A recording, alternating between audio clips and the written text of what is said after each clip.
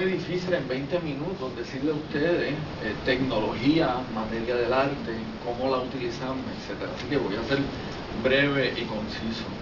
Lo que les voy a presentar es una exhibición de arte celebrada en México en el 2004, donde se evaluó el trabajo de dos artistas mexicanos, uno paisajista, uno retratista, uno de México, otro de Oaxaca. Luego de eso, ahí añadí, decía el requisito 25 diapositivas, pero no que es suficiente, y más cuando hay gente tan curiosa como ustedes. Así que añadí luego de esos 25 hay dos más con uno es un pequeño video de 1 minuto o algo así sobre la preservación de un marco con oro. El otro es un video pequeño también de 1 minuto aproximadamente sobre la preservación de una escultura en marco.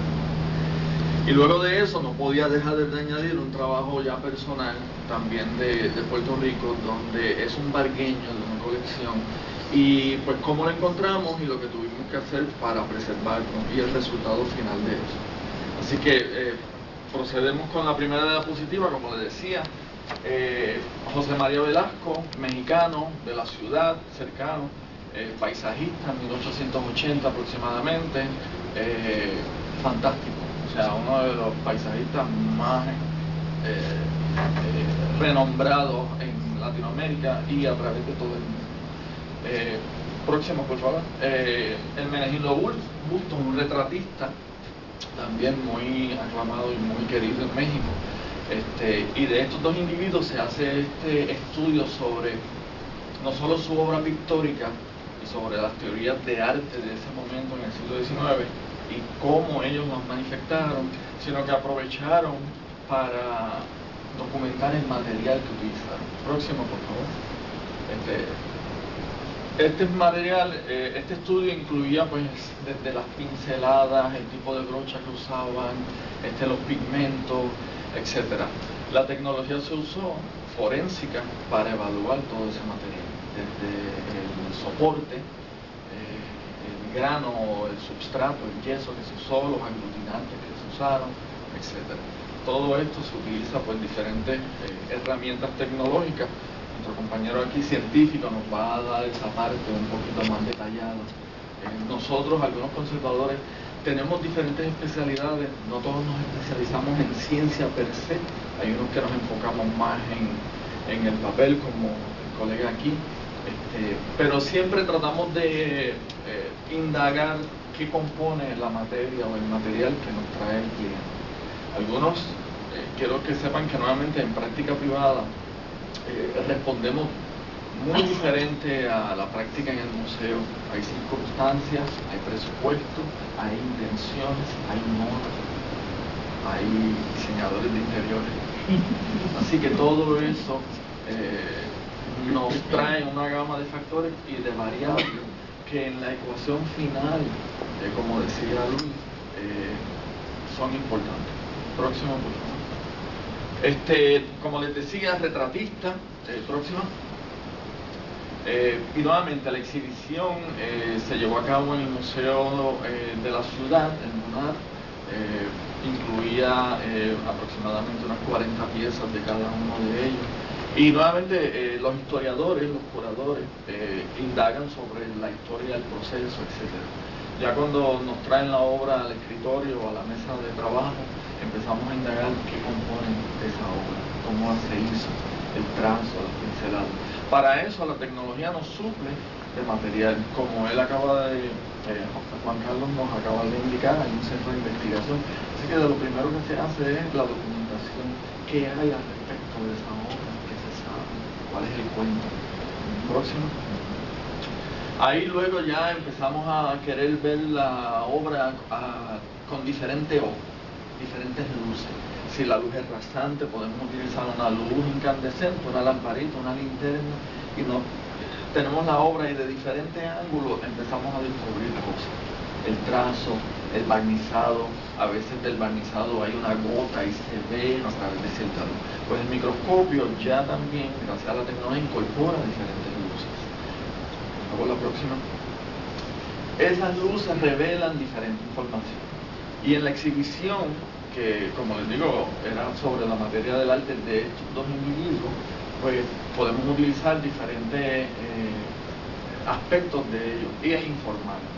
Aquí vemos cómo la luz ultravioleta, la luz microscópica y la luz infrarroja nos proveen información de ese material y cómo están puestos una capa sobre otra en la pintura. Próxima.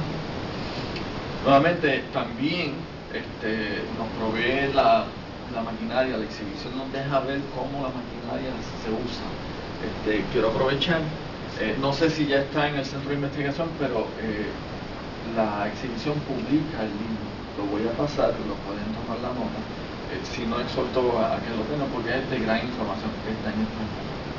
Y a todos aquellos que tengamos dificultad por falta de práctica o porque realmente pues, no hablamos muy bien inglés, y es una de las cosas que es muy interesante que permite la tecnología hoy día y el internet. Ya cada vez hay más colegas publicando y la información está disponible. Y es muy interesante porque se puede obtener en PDF, solo hay que indagar y tener el propósito. Hay que perder mucho rato porque no todos tecnológicamente movemos el mouse rápido, ¿sabes? Algunos aún todavía tenemos el dedo atrasado. Así que, pero está y la disponibilidad cada día es mayor. Próxima, por favor. Te lo paso y lo pasas hacia atrás. Nuevamente tenemos un ejemplo de la pintura de Velasco. Próxima.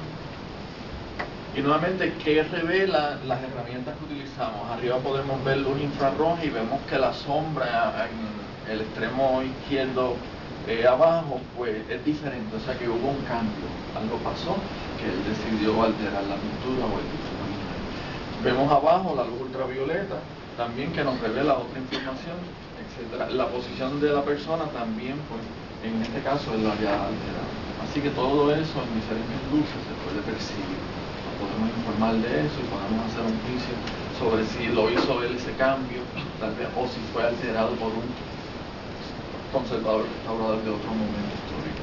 Porque toda la obra, déjenme decir, casi nada es virgen, casi nada está como cuando fue creado. Casi todo tiene alguna alteración. Así que es altamente probable que una mano haya tocado lo que ustedes coleccionan. Así que cuando eso llega a nosotros, no solo es el trabajo original del artista que tenemos que indagar e informarnos, sino la persona que tal vez no tocó y con qué lo hizo. Y entonces ahí se trata entonces de parear y de ver si podemos mantener eso que hizo el original y tal vez porque el segundo que lo tocó lo hizo hace 200 años también y tal vez haya que preservarlo, porque es récord histórico. Así que nuevamente no porque descubramos que hubo un cambio, hay que llevar la pieza a su momento original.